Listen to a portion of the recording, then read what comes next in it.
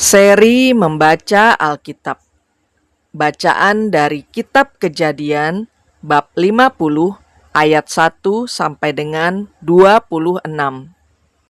Lalu Yusuf merebahkan dirinya, mendekap muka ayahnya, serta menangisi dan mencium dia.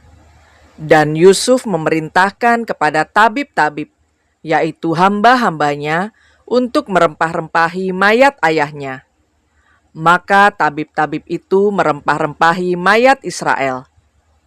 Hal itu memerlukan 40 hari lamanya, sebab demikianlah lamanya waktu yang diperlukan untuk merempah-rempahi. Dan orang Mesir menangisi dia 70 hari lamanya. Setelah lewat hari-hari penangisan itu, berkatalah Yusuf kepada seisi istana Firaun, "Jika kiranya aku mendapat kasih-Mu, katakanlah kepada Firaun bahwa ayahku telah menyuruh aku bersumpah. Katanya, tidak lama lagi aku akan mati. Dalam kuburku yang telah kugali di tanah Kanaan, disitulah kau kuburkan aku. Oleh sebab itu, izinkanlah aku pergi ke sana, supaya aku menguburkan ayahku. Kemudian aku akan kembali." Lalu berkatalah Firaun, "Pergilah ke sana dan kuburkanlah ayahmu itu, seperti yang telah disuruhnya engkau bersumpah." Lalu berjalanlah Yusuf ke sana untuk menguburkan ayahnya, dan bersama-sama dengan dia berjalanlah semua pegawai Firaun, para tua-tua dari istananya, dan semua tua-tua dari tanah Mesir, serta seisi rumah Yusuf juga, saudara-saudaranya, dan seisi rumah ayahnya. Hanya anak-anaknya serta kambing domba dan lembu sapinya ditinggalkan mereka di tanah Goshen. Baik kereta maupun orang-orang berkuda turut pergi ke sana bersama-sama dengan dia, sehingga iring-iringan itu sangat besar. Setelah mereka sampai ke Goren Hatat yang di seberang sungai Yordan, maka mereka mengadakan di situ ratapan yang sangat sedih dan riuh. Dan Yusuf mengadakan perkabungan 7 hari lamanya karena ayahnya itu. Ketika penduduk negeri itu, orang-orang Kanaan, melihat perkabungan di Goren Hatat itu, berkatalah mereka, "Inilah perkabungan orang Mesir yang amat riuh."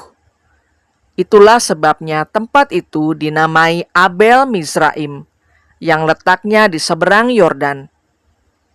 Anak-anak Yakub melakukan kepadanya seperti yang dipesankannya kepada mereka.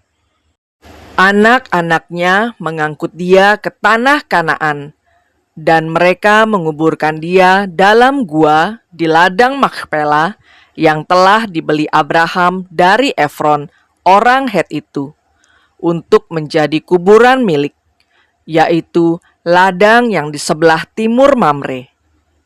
Setelah ayahnya dikuburkan, pulanglah Yusuf ke Mesir, dia dan saudara-saudaranya, dan semua orang yang turut pergi ke sana bersama-sama dengan dia untuk menguburkan ayahnya itu.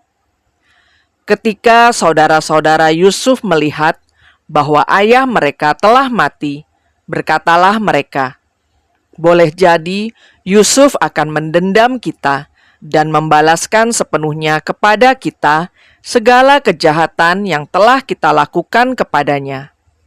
Sebab itu, mereka menyuruh menyampaikan pesan ini kepada Yusuf.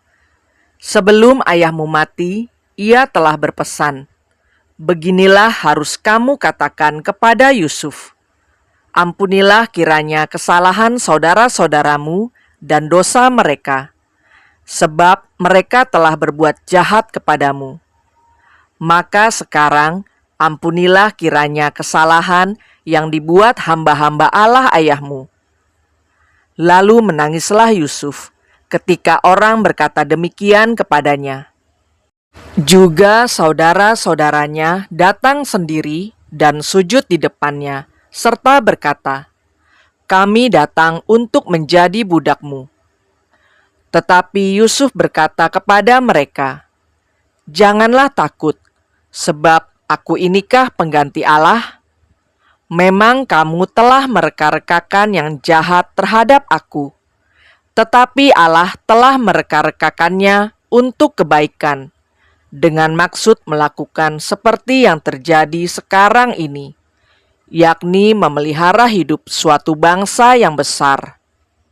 Jadi janganlah takut, aku akan menanggung makanmu dan makan anak-anakmu juga."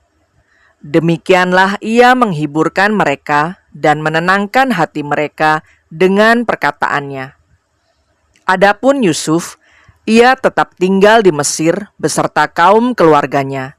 Dan Yusuf hidup 110 tahun. Jadi Yusuf sempat melihat anak cucu Efraim sampai keturunan yang ketiga. Juga anak-anak Makhir, anak Manasye, lahir di pangkuan Yusuf. Berkatalah Yusuf kepada saudara-saudaranya, "Tidak lama lagi aku akan mati. Tentu Allah akan memperhatikan kamu dan membawa kamu keluar dari negeri ini, ke negeri yang telah dijanjikannya dengan sumpah kepada Abraham, Ishak, dan Yakub."